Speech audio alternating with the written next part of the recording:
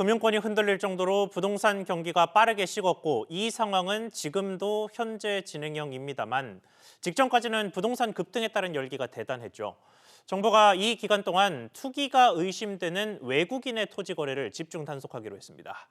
특히 농사를 지을 것도 아니면서 농지를 사들인 것 아닌지 집중 조사한다는 계획인데 자세히 알아보겠습니다. 이한나 기자. 네, 이한나입니다. 네, 이번 조사 어떻게 이루어지는 겁니까?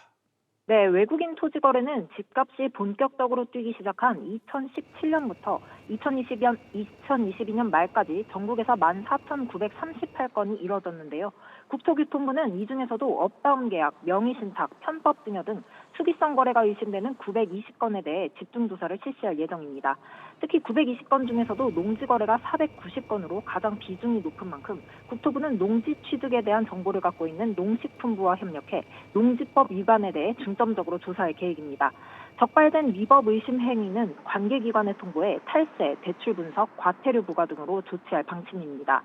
농지법 위반에 대해서는 농지 처분 의무 부과 등을 통해 행정 조치할 계획입니다. 네, 정부가 이렇게 조사에 나서는 이유는 뭡니까? 네, 최근 6년간 외국인 토지 거래량은 매년 2,000건을 넘는 수준으로 꾸준히 유지되고 있는데요. 특히 외국인의 토지 대량 매집을 비롯해 미성년자의 매수, 조세 회피처 국적자 거래와 같은 이상 징후가 지속적으로 포착되는 데 따라서입니다. 부동산 침체 속에서도 외국인 매수 비율은 늘고 있는데 토지 거래 비율은 수도권에서 더 높은 것으로 나타났습니다.